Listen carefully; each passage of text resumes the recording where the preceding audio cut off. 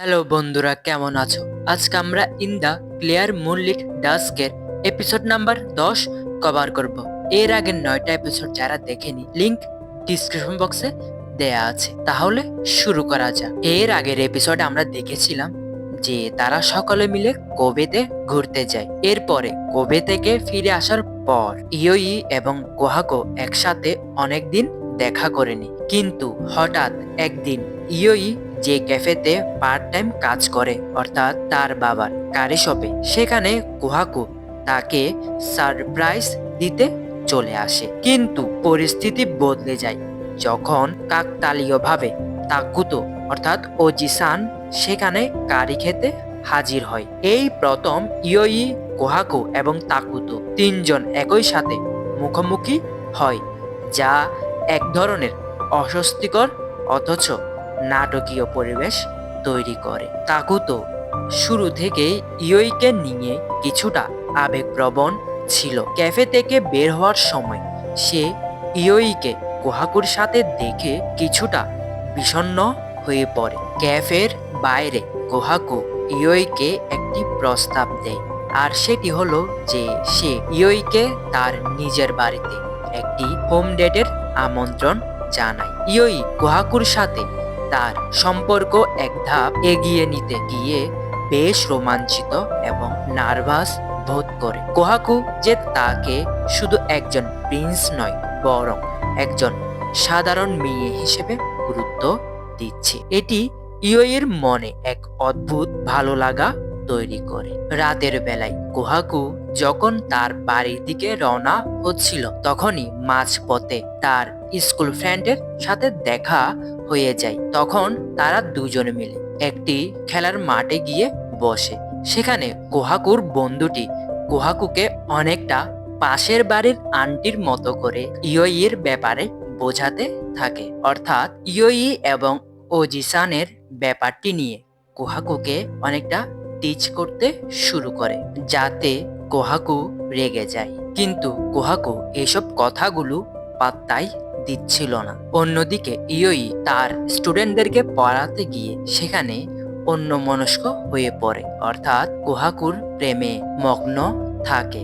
যাই হোক, এর পরের দিন সকালে ইয়োইয়ের বাবার ফুড ডাইজেস হওয়ার কারণে ওজি-সান এবং ইয়োইয়ের উপর তার দোকানের ভার দিয়ে হাসপাতালে চলে যায়। এই সুযোগটি পেয়ে তাকুতো অর্থাৎ ওজি-সান ইয়োইকে একটি প্রস্তাব দেয়, আর সেটি হলো যে একসঙ্গে শপিং এ যাওয়ার। এরপরে তারা দোকান বন্ধ করে শপিং মলে যায় একসাথে শপিং করার জন্য। তারা যখন রাস্তার পাশে কেনাকাটা করছিল, তখন তাকুতো ইয়োইকে খুব কাছ থেকে পর্যবেক্ষণ করে।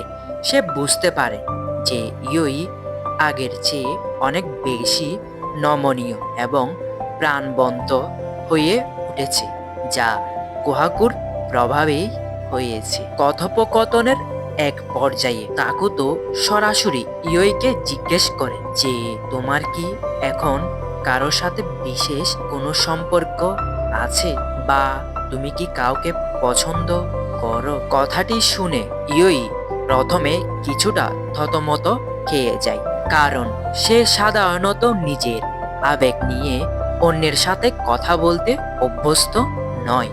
কিন্তু সে তাকুতোর কাছে লুকায় না। ইয়োই স্বীকার করে যে কোহাকু তার জীবনে এক বিশেষ জায়গা করে নিয়েছে।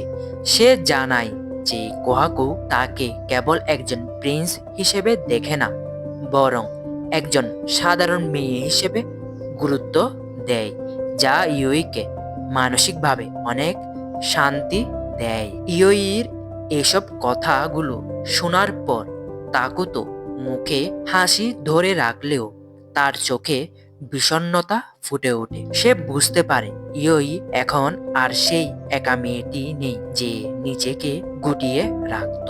তাকুতো তাকে নিয়ে মনে মনে যে এক ধরনের দুর্বলতা লালন করছিল।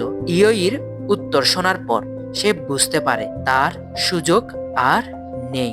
সে ইয়োইকে শুভেচ্ছা জানায়, কিন্তু তার কথা বলার ধরনে এক ধরনের লুকানো দীর্ঘশ্বাস স্পষ্ট ছিল।